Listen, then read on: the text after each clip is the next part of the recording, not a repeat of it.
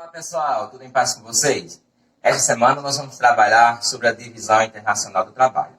Também vamos falar um pouco sobre a preservação do meio ambiente, tendo em vista que neste mês comemora-se o Dia Mundial do Meio Ambiente. Você está preservando a natureza? Então vamos lá. Vamos viajar sobre a DIT, Divisão Internacional do Trabalho. Então, a Divisão Internacional do Trabalho, DIT, é caracterizada pela especialização técnica na produção mundial de produtos, ok? Atrás vocês vão vendo alguns vídeos mostrando algumas questões sobre esta temática. Então, é a distribuição da produção econômica industrial internacional, considerando que é impossível que um único país seja potencialmente produtor de todas as mercadorias. Divide-se em campos de especialização produtiva pelas diversas partes da Terra. Então, a DIT passou por algumas fases.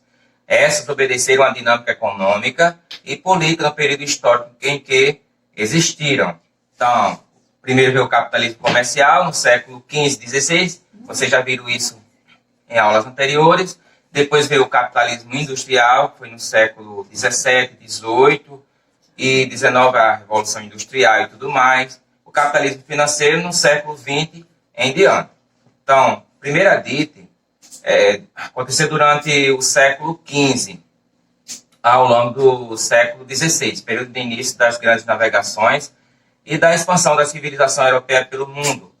O capitalismo encontrava-se em uma fase inicial, chamada de capitalismo comercial, e esse período era caracterizado pela manufatura, que era a produção manufaturada manual, a partir da extração de matérias-primas e pelo acúmulo de minerais e metais preciosos por parte das nações que foram o metalismo. Com isso, aqueles locais colonizados pelos países europeus exerciam a função de produzir a partir da exploração de seus recursos naturais. Os metais preciosos e as matérias-primas utilizadas pelas metrópoles. Um exemplo é o Brasil. Em Portugal extraiu do Brasil o pau-brasil para a produção de vários tipos de produtos, A segunda DIT, Divisão Internacional do Trabalho, aconteceu no século XVI. A partir do século XVII, essa divisão de trabalho sofreu algumas poucas e sensíveis alterações.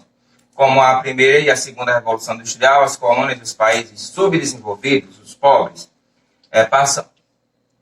passaram a fornecer também produtos agrícolas, assim como vários tipos de minerais e especiarias. Nesse período, por exemplo, o Brasil se viu marcado pela monocultura da cana-de-açúcar e a exploração do ouro, no século XVII.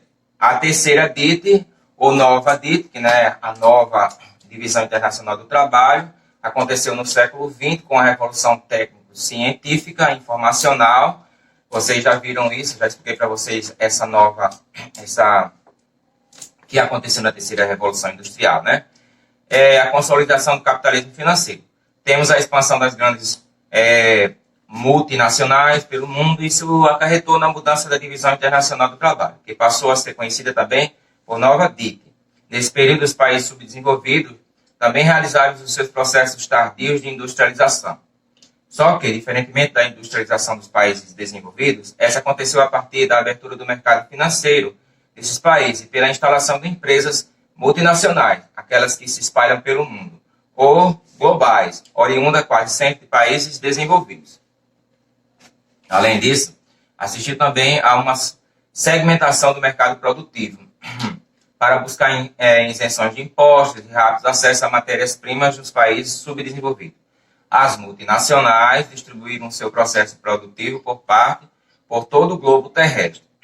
Um carro, por exemplo, tem o seu motor produzido no México, os para-choques na Argentina, o chassi na Coreia do Sul e a montagem realizada no Brasil. Com isso surgiu a denominação de indústrias maquiladoras, pois não havia produção de nenhuma matéria nelas, mas apenas a montagem oriunda da produção de peças de diversos setores do mundo.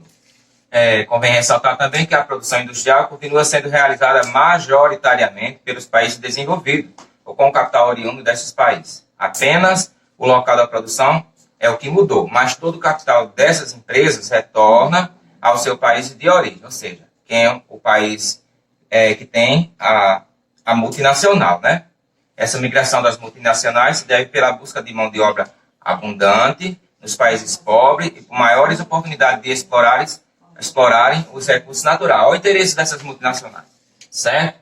Então, vamos preservar também o nosso meio ambiente, vamos fazer valer, vamos cuidar bem dele. Nós só temos a Terra, tá? Não tem outro mundo, então se você não cuidar, você vai ficar sem ela, né? Cuide bem do seu planeta. Até a próxima aula.